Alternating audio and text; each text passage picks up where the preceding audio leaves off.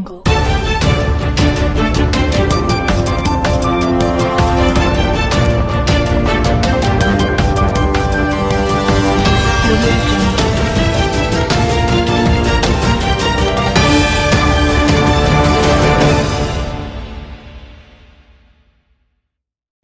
आप देख रहे हैं सिटी टीवी 24 न्यूज़ चैनल। आइए आपको दिखाते हैं दिन भर की छोटी बड़ी खबरों से पहले एक नज़र हेडलाइन पर।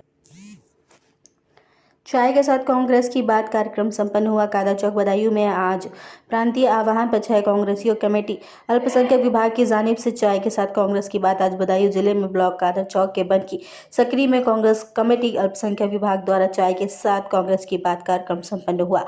इस मौके पर पीसीसी सदस्य जिला महासचिव डॉक्टर राम रतन पटेल, शहर अध्यक्ष प्रभाती अल्पसंख्यक कांग्रेस कमेटी के अध्यक्ष नुसरत अली, हर उपाध्यक्ष मोहम्मद जाहिद कलू अंसारी, आबिद अंसारी आदि कांग्रेस जन मौजूद रहे। जफर झुकने लगी शमशीर हिंदुस्तान की, तो जंजीर में जकड़े हुए बादशाह ने, उस बेड़ियों में जकड़े हुए बादशाह और जिस तरीके से उन्हें परेशानी देना थी उसी में जोश में उठकर खड़े हो गए और उन्होंने अंग्रेजों को ललकार कर कहा था। और ये भी दूसरे अंग्रेज हैं जो आज हुकूमत कर रहे हैं। ये वही तो गद्दार हैं जो उनकी दलाली किया करते थे। ये वही बैठे हैं आज गद्दी पे। तो उन्होंने ललकार कर उस वक्त कहा था कि गाजियों में बू रहेगी जब तलक ईमान की, गाजियों में बू रहेगी जब तलक ईमान की। अरे तू समझता क्या है? तख्ते लंदन तक चलेगी तेग हिंदुस्तान की, तख्ते लंदन तक चलेगी तेग हिंदुस्तान की। बदल सकते हैं तंजीमें निज़ामे मैं कदा हम भी, झुका सकते हैं कदमों में जबीने कहकशा हम भी। ये माना दस्तरस हमको नहीं आईने गुलशन पर, मगर रखते हैं दामन में हजारों बिजलियां हम भी। 313 की तारीख दोहराना पड़ेगी, वक्त आ गया है।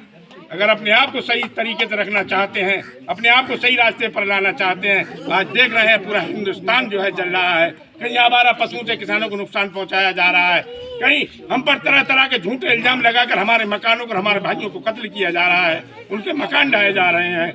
मेरे दोस्तों, अब बदलाव लाने का वक्त है। अगर अभी न बदले, न समझे, फिर मैं वही कहूँगा, न समझे तो मिट जाओगे हिंदी मुसलमानों, तुम्हारी दास्तां तक भी न होगी दास्तानों में।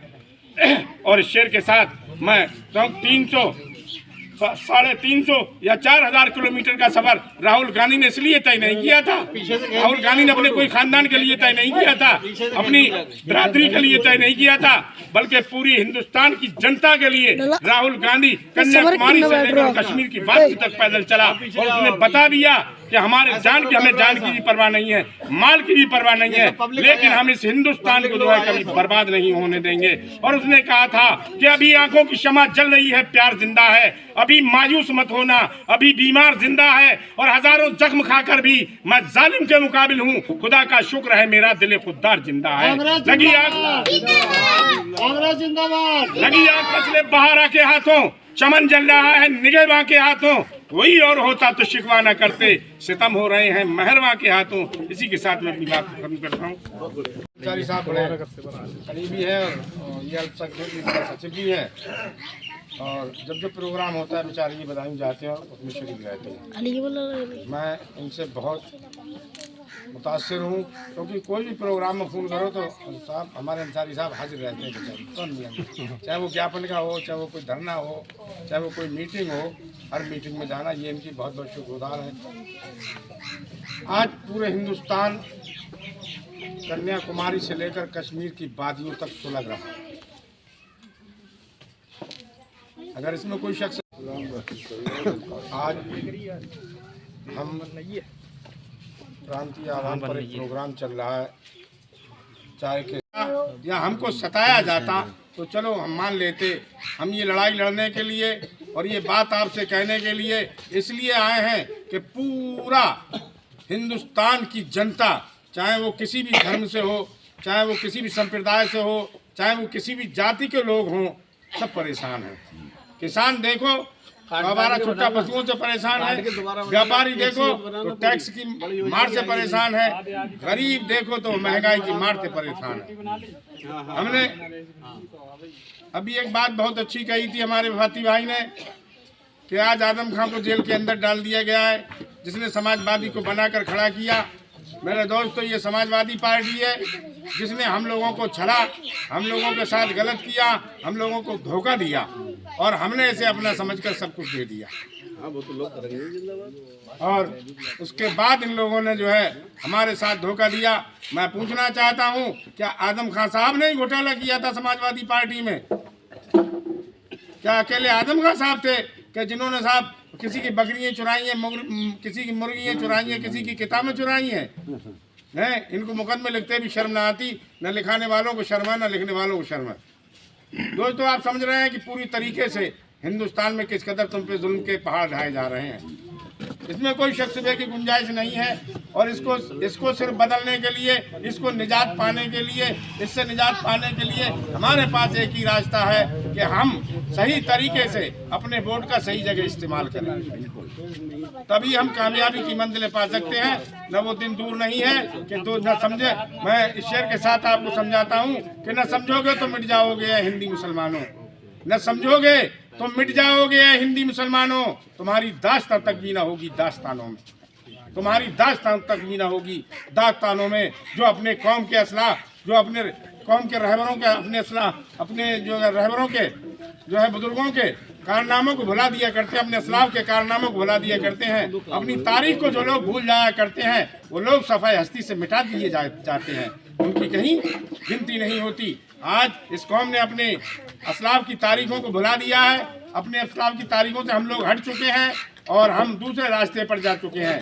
लोग बाबा टोपी और रुमाल डालकर ये कहते हैं कि हम मुसलमान हैं, ईद पर पहुंच गए और मुसलमानों का वोट उन्होंने ले लिया। और उसके बाद जब नौकरी की बारी आई तो मैंने ये देखा था कि पुलिस की भर्ती में इन्हीं मुसलमानों के बच्चों को समाजवादी पार्टी में यानी लात और घूंसे मारकर उनको बाहर किया गया था और सारे यादव उसमें भरे गए थे। और हर थाने के अंदर आप देख लें, हर कार्यालय के अंदर, हर ऑफिस के अंदर आप देख लें, कोई भी हो, कहीं तुम्हारा कोई एक दो आएगा बेचारा भूला भटका नजर आता। तो वक्त है संभलने का, सोचने का, क्योंकि 2024 आ रही है और पूरा जो है देश का जो है इसी पे रखा हुआ है। तो इस तरीके से हमको सही तरीके पर जाना है, सही तरीके से वोट देना है।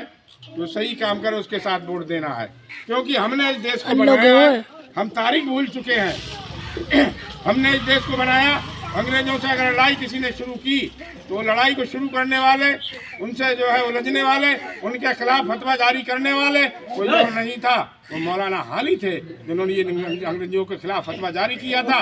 और उनसे कहा था अंग्रेजों ने कि इस फतवे को वापस ले लो। उन्होंने कि अपनी जान तो दे सकते हैं लेकिन इस फतवे को कभी वापस नहीं ले सकते। और उन्हें जब फांसी के फंदे पर लटकाया गया, उनसे कहा था, मौलाना हाली से कहा था, क्या कोई आरज़ू है तुम्हारी, कोई तमन्ना है तुम्हारी, क्या चाहते हैं आप क्यों ये लड़ाई लड़ रहे हैं? मुट्ठी भर मुसलमान इस देश के अंदर मौजूद है, बाकी और कौमें हैं, आपको क्या जरूरत है फतवा देने की, आपको क्या जरूरत है हमसे इस तरह लड़ने की? तो उन्होंने एक जुमला कहा था, उन्होंने कहा था कि हमारे नबी ने फरमाया है कि वतन से मोहब्बत आधा ईमान है, हुब्बे वतन ही आधा ईमान है। इसलिए हमें इस वतन से मोहब्बत है, हम इस वतन के लिए अपनी जान तो दे सकते हैं लेकिन इस वतन से कभी गद्दारी नहीं कर सकते। और उनको फांसी के फंदे पर जब लटकाया गया तो अंग्रेजों ने कहा था कोई आरज़ू, कोई तमन्ना, तो उन्होंने कहा था कोई गुल बाकी रहेगा न चमन रह जाएगा, पर रसूल अल्लाह का दीन हसन रह जाएगा।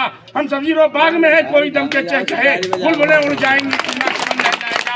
और उन्होंने ललकार के कहा था, डंके की चोट पर कहा था कि अतरशो कमख्वाब की, तो अतरश और कमख्वाब कपड़ा पहना करते थे अंग्रेज, तो उन्होंने कहा था कि अतरश और कमख्वाब की पोशाक पर नाजा है क्यों, इस तने बेजान पर खाली कफन रह जाएगा, इस तने बेजान पर खाली कफन रह जाएगा। तो हमने कूदे के निखारा है रुखे भर के गुलाब, हमने गुलशन को सजाने की कसम खाई है। हम हिंदुस्तान का मुसलमान कभी हिंदुस्तान को बर्बाद नहीं होने देगा। हम अपनी जान दे सकते हैं, अपने माल दे सकते हैं, अपने बच्चों को कुर्बान कर सकते हैं, लेकिन हिंदुस्तान की लाज बचाना हमारे हाथ में है मेरे दोस्तों। और अब बचाना है तो इसके लिए सिर्फ एक ही विकल्प है, वो है कांग्रेस।